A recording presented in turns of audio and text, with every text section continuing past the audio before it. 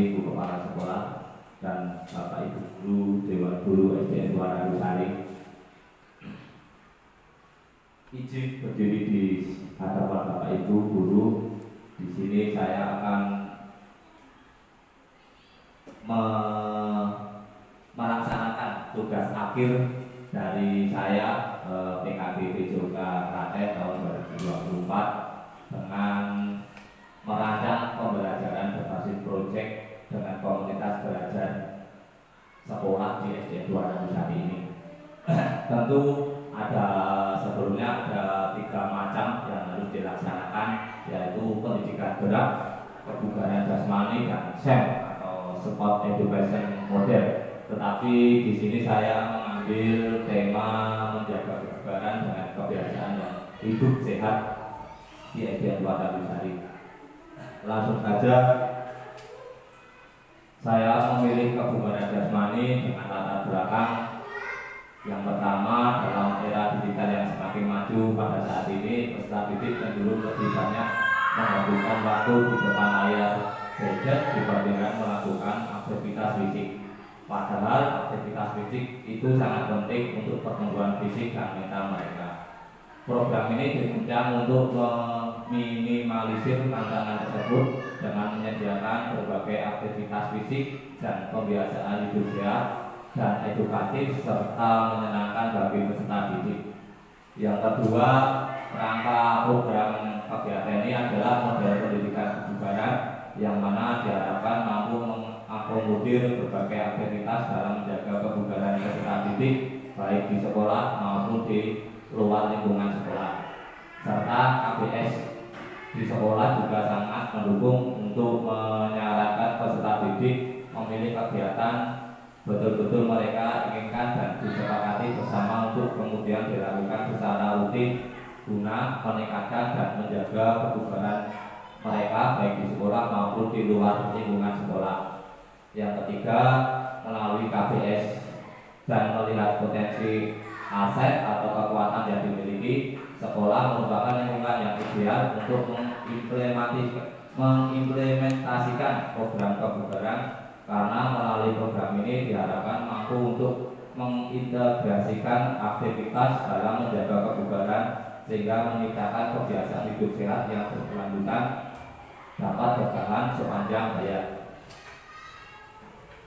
Nah, dari tujuan program ini yang saya buat, yang ada 2, yaitu tujuan umum dan tujuan pembelajaran. Untuk tujuan umum, membiasakan peserta didik mengembangkan kebiasaan gaya hidup sehat yang dipertahankan dalam jangka panjang, termasuk pola makan yang sehat, rutinitas berolahraga, dan tidur yang cukup. 2. Membuat kegiatan aktivitas fisik untuk menjaga kebugaran jasmani untuk menumbuhkan kecintaan terhadap olahraga dan kebugaran, sehingga peserta didik merasa termotivasi untuk selalu bergerak secara aktif. Yang ketiga, menumbuhkan interaksi sosial melalui aktivitas kelompok. Dalam program kebugaran jasmani dapat memperkuat hubungan sosial dan memberikan kesempatan untuk berinteraksi dengan orang lain yang bermanfaat untuk kesehatan mental dan kesejahteraan sosial. Untuk tujuan pembelajaran, yang pertama, peserta didik dapat memahami dan mempraktekkan prosedur latihan kebugaran jasmani secara sederhana baik mandiri maupun berkelompok.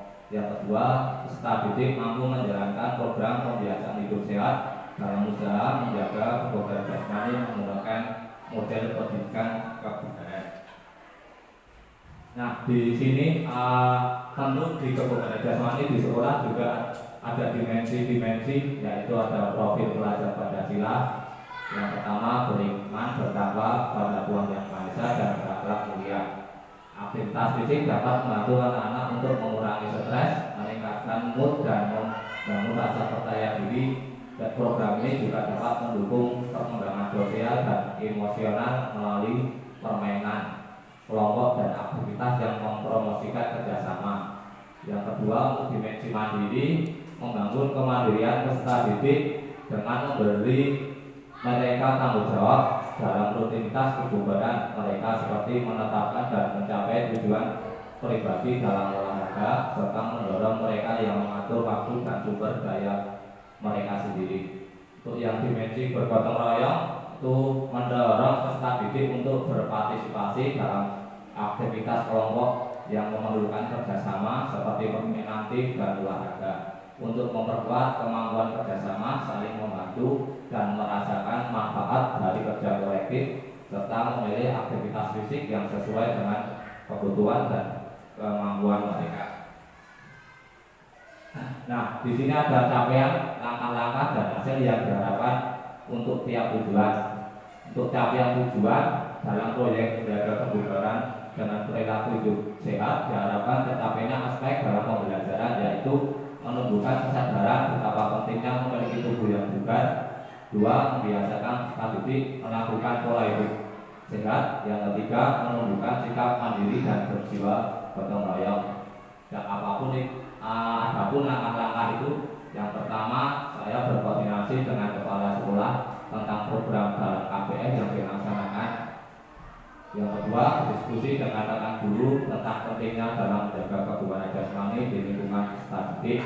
Yang ketiga, berdiskusi dengan peserta didik mengenai kegiatan apa yang mereka minati dalam membiasakan kebiasaan hidup sehat dalam berolahraga. Yang keempat, meminta peserta didik untuk menentukan aktivitas sesuai yang minat dan bakat dalam melaksanakan program yang akan disepakati. Nah, yang hasil yang saya harapkan melalui program ini, kegiatan yang dilakukan adalah mendorong siswa pilihan dan kepemilikan peserta didik dalam bentuk kegiatan proyek yang mereka pilih sesuai dengan minat mereka. Serta secara keseluruhan program ini adalah untuk membiasakan peserta didik berolahraga dan mendukung pembiasaan hidup sehat yang berkelanjutan. Nah, di sini ada struktur program dan komunitas atau mitra. Struktur program kegiatan ini merupakan program kurikuler dalam pembelajaran PJOK sebagai mapel lokomotifnya yang berintegrasi dalam pembelajaran di mata pelajaran lainnya seperti SPBB, matematika, dan IPA. Dan program ini merupakan salah satu tindak lanjut dari pembiasaan Jumat Sehat yang digaungkan oleh Kepala Dinas Pendidikan, di mana peserta didik sekolah melakukan kegiatan sehat dan semangat berolahraga dan budaya hidup lingkungan sekolah. Melalui komunitas belajar, kegiatan ini dilaksanakan untuk dalam bentuk proyek menggunakan model pembelajaran kebugaran sebagai penanggung jawab dari kegiatan ini adalah kepala sekolah. Selaku pimpinan pelaksana kegiatan adalah saya sendiri selaku guru PJOK dan dibantu oleh Bapak Ibu guru lainnya. Untuk rencana pelibatan mitra dalam program ini adalah berkolaborasi dengan Puskesmas, di mana menyediakan layanan pemantauan kesehatan seperti pemeriksaan kesehatan rutin untuk peserta didik, termasuk pengukuran tinggi badan, berat badan, dan indeks massa tubuh. Ini membantu untuk mengidentifikasi masalah kesehatan yang mungkin mempengaruhi kebugaran fisik mereka, serta berkoordinasi dengan pemerintah daerah terkait izin dalam memakai fasilitas vital seperti lapangan olahraga, tempat bermain, atau jalur jogging lainnya. Nah, di sini tentu guru PJOK tidak berdiri sendiri, terdapat juga pembagian peran. Yang pertama, guru sebagai fasilitator, guru bertindak sebagai pendukung dan pengarah untuk membantu peserta didik dalam proses pembelajaran dalam pengembangan kebugaran mereka. Orang tua sebagai kolaborator, yaitu sebagai support system dalam memastikan peserta didik untuk berpartisipasi dalam aktivitas fisik secara rutin seperti jalan-jalan, bersepeda, atau bermain olahraga saat di rumah. Ketiga, peserta didik sebagai subjek. Sebagai subjek, peserta didik bertanggung jawab melalui aktivitas yang diberikan sesuai dengan kesepakatan yang telah disepakati bersama, dengan tetap memperhatikan tingkat kesehatan. Nah, di sini di SD Muara Besar ini yang guru yang terlibat yaitu ada guru PJOK, guru kelas, dan guru PAI. Nah, untuk murid yang terlibat, saya menggunakan kelas fase C atau kelas 5 dan 6, di mana jumlah peserta didik kelas 5 itu 25 dan kelas B kelas 6 berjumlah 26 dengan total peserta didik yang ikut proyek ini berjumlah 53 orang peserta didik. Nah, pernyataan tentang kapasitas yang dimiliki kelas atau sekolah di sini di EGN Waradisari Prambanan ini ada 6 modal yang ada di sekolah. Yang pertama itu modal manusia, yaitu sumber daya yang terlibat dalam program ini adalah kepala sekolah, guru bidang studi, peserta didik, dan wali murid. Untuk modal politik, kebijakan penuh kepala sekolah dalam mendukung proyek ini melalui komunitas belajar sekolah, serta adanya dukungan dari KKD semakin menguatkan dalam pelaksanaan program ini. Untuk modal fisik, tentu memiliki kelengkapan olahraga yang cukup dan lapangan yang cukup untuk melakukan berbagai aktivitas fisik secara langsung seperti berlari, melompat, melempar, dan bermain bola. Untuk finansial, program ini berjalan dengan dukungan langsung dari kepala sekolah melalui support dari dana bos. Untuk modal sosial, yaitu adanya sinergitas dengan pihak Puskesmas dan pemerintah desa setempat, di mana pihak Puskesmas sering melakukan penyuluhan kesehatan di sekolah dan pemerintah desa setempat memperbolehkan memakai fasilitas olahraga yang dimiliki desa. Untuk modal lingkungan atau alam, sekolah EGN Waradisari ini terletak di kawasan pedesaan, memiliki keistimewaan tersendiri, terutama dalam hal aset lingkungan alamnya, kondisi geografis yang unik, menawarkan berbagai potensi untuk pembelajaran PJK yang lebih menarik dan bermakna. Nah, ini ada alur pembelajaran berbasis proyek, yaitu peluncuran proyek, melakukan koordinasi dengan kepala sekolah terkait proyek yang akan dilakukan, berdiskusi dengan rekan guru untuk menentukan tujuan. Yang ketiga, menentukan waktu pelaksanaan proyek. Yang keempat, melakukan diskusi dengan peserta didik terkait pemilihan latihan yang dilakukan. Untuk pengumpulan informasi yang kedua, melakukan pemetaan bentuk latihan kejuaraan yang akan dilakukan, membuat skema dan program latihan yang akan dilakukan, menentukan jadwal kegiatan. Yang ketiga, untuk presentasi, peserta didik memperhatikan hasil pemahaman belajar mengenai kebugaran jasmani dalam bentuk latihan yang terdapat. Yang kedua, peserta didik diharapkan mampu melakukan berbagai bentuk latihan yang diberikan dan memahami cara mengukur tingkat kebugaran. Nah, habis melakukan proyek, tentu ada pengembangan atau umpan balik. Untuk pengembangan, melakukan tahapan kegiatan dimulai dengan pengenalan cara menjaga kebugaran lewat program Jumat Sehat. Tentu di EGN Waradisari juga setiap satu minggu sekali ada program sehat, yaitu jalan sehat atau jelajah desa. Yang kedua, memahami cara menjaga kebugaran dengan mencoba mempelajari dari mata pelajaran IPA dan SPDB. Yang ketiga, manfaatkan lingkungan sekitar rumah untuk segala kegiatan aktivitas fisik yang seperti berlari ataupun bersepeda. Untuk yang umpan balik, yang pertama, pemberian umpan balik diberikan oleh guru yang terlibat dalam proyek ini. Umpan balik akan diberikan sesuai dengan lintasan mata pelajaran yang terkait dengan proyek ini. Pelaksanaan evaluasi akan dilakukan setelah kegiatan ini berakhir. Nah, untuk rencana kegiatan evaluasi, rencana evaluasi program kegiatan proyek ini akan dilaksanakan di setiap tahapan yang sudah dijalankan, dan evaluasi berkala akan dilakukan di setiap awal bulan sesuai dengan agenda rapat bulanan KPS. Untuk sumber data berasal dari wali kelas, guru bidang studi, wali murid, serta dari peserta didik itu sendiri. Untuk pengambilan data, teknik pengambilan data yaitu dengan melakukan observasi langsung ke peserta didik dan berdiskusi bersama KPS serta berkolaborasi dengan orang tua peserta didik mengenai pengembangan di setiap tahapan yang telah dijalankan. Ya. Nah, di sini tentu saya sebagai guru PJOK untuk melakukan KPS itu juga ada tantangan sendiri untuk melakukan proyek KPS di EGN Waradisari ini. Saya menganalisis tantangan itu yang pertama, satu, kurangnya komitmen dalam mengerjakan dan menyelesaikan tugas. Yang kedua, kesulitan dalam mengelola waktu. Yang ketiga, guru kurang aktif dalam membimbing dan memberikan dukungan kepada peserta didik selama proses proyek. Keempat, belum terbiasa dalam melaksanakan pembelajaran berbasis proyek dengan lintas mata pelajaran.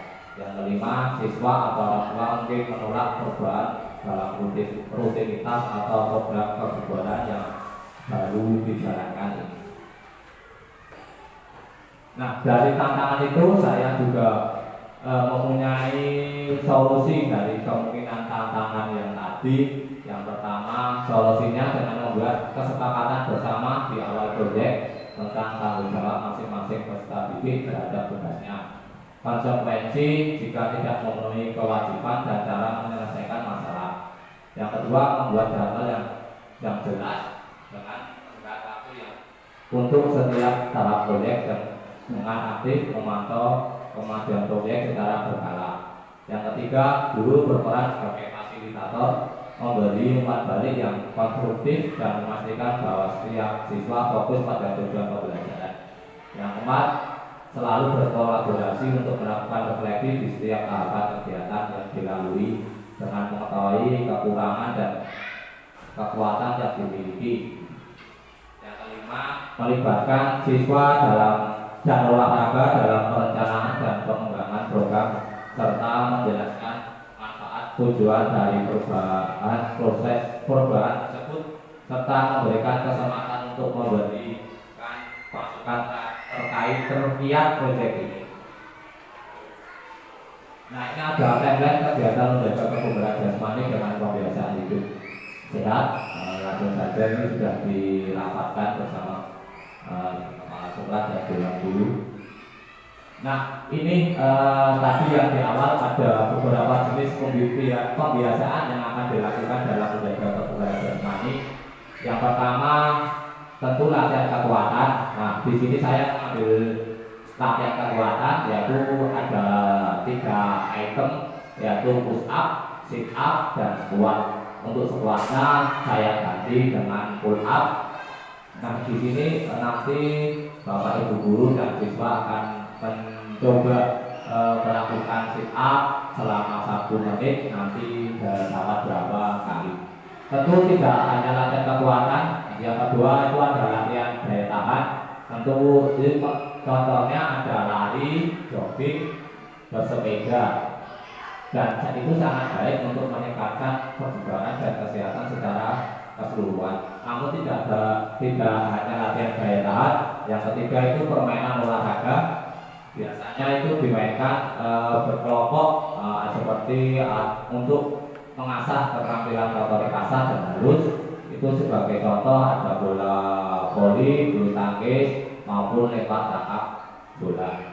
Yang ketiga, meningkatkan keseimbangan dan koordinasi. Itu biasanya dilakukan senam kreasi atau biasa kalau tidak senam kreasi ya bisa senam aerobik yang bisa berkoordinasi, bisa menggunakan antara tangan, kaki serta keseimbangan untuk menstabilitas tubuh dan fungsi motorik itu sendiri.